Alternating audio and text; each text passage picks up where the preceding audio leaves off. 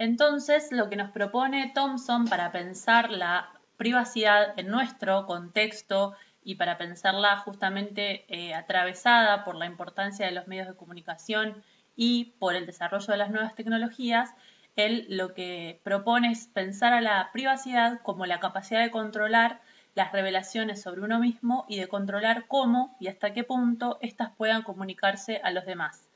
Y a su vez también desarrolla el concepto a partir de estas tres dimensiones, como la capacidad de controlar la información que circula sobre nosotros, la capacidad de tomar decisiones sin la interferencia de otros, podemos asociar eso con la idea de autonomía, y la capacidad de controlar nuestros espacios sin la interferencia de otros. Y acá también introduce la idea de territorios del yo, porque esta idea de controlar nuestros espacios no tienen que ver solamente con la dimensión física, espacial, digamos, nuestro cuerpo y el espacio que habitamos, sino también y fundamentalmente como la información propia. Esto es como la diferencia o la transformación que encuentra Thompson para pensar lo privado en nuestra sociedad contemporánea. Lo que él nos dice es que tanto lo público como lo privado se transforman a partir del desarrollo de los medios de comunicación y de las nuevas tecnologías. Y tanto lo público como lo privado constituyen esferas de información y contenido simbólico cada vez más separadas del espacio físico y más entramadas en los medios de comunicación y en las tecnologías de la información. Y de esta forma, los límites que antes en la noción clásica aparecían rigurosamente definidos entre lo público y lo privado, a partir del desarrollo de los medios de comunicación y también Internet, estos límites se empiezan a desdibujar, se empiezan a borrar y este flujo de información entre lo público y lo privado aparece como un escenario de disputa por el control de esa información entre las personas, los medios de comunicación, los estados, las empresas o el mercado, podemos pensar también. Entonces, ese es como el aporte que podemos señalar en términos de cómo se transforma la idea que tenemos de lo público y lo privado a partir del desarrollo de los medios.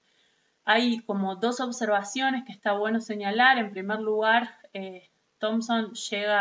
escribe teniendo en cuenta el desarrollo de la prensa, de la radio, de la televisión y del primer desarrollo de Internet, ¿no? Desde la década del 70 hasta los 2000, este texto es del 2009, pero en su análisis todavía no entran las redes sociales, ¿no? Que nos habilitan como tal vez una profundización o una transformación más respecto de los límites de lo público y lo privado. Sin embargo, creo que esta idea de que son dos esferas que ya no están tan separadas y que no tienen tanto que ver con el espacio físico, sino ¿no? Con la idea de información o contenido simbólico que circula, creo que es muy visible también en el contexto de las redes sociales.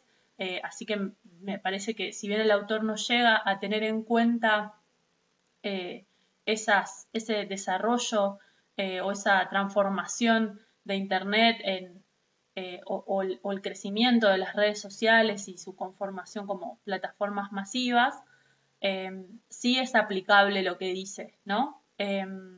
Y otra de las observaciones que me parecía interesante hacerle al texto tiene que ver con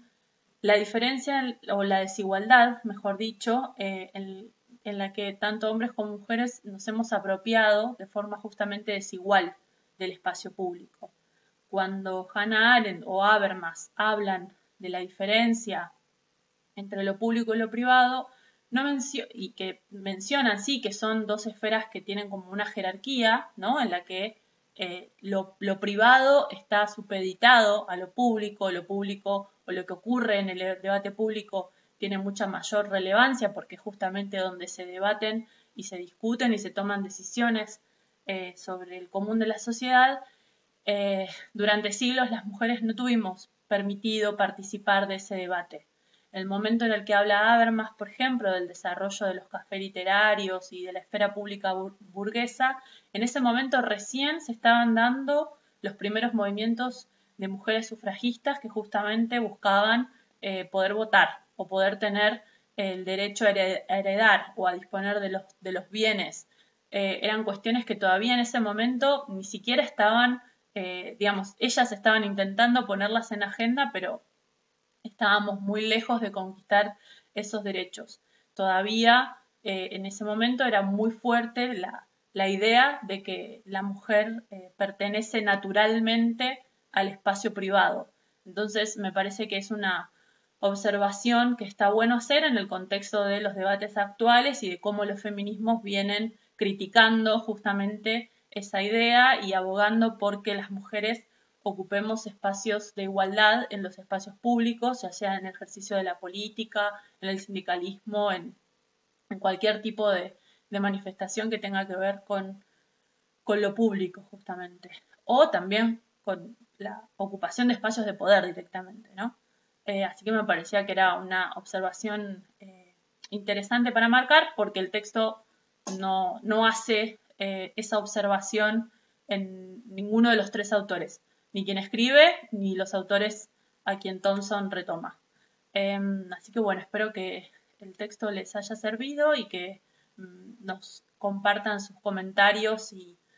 críticas y observaciones en el foro de la clase. Nos encontramos el próximo miércoles.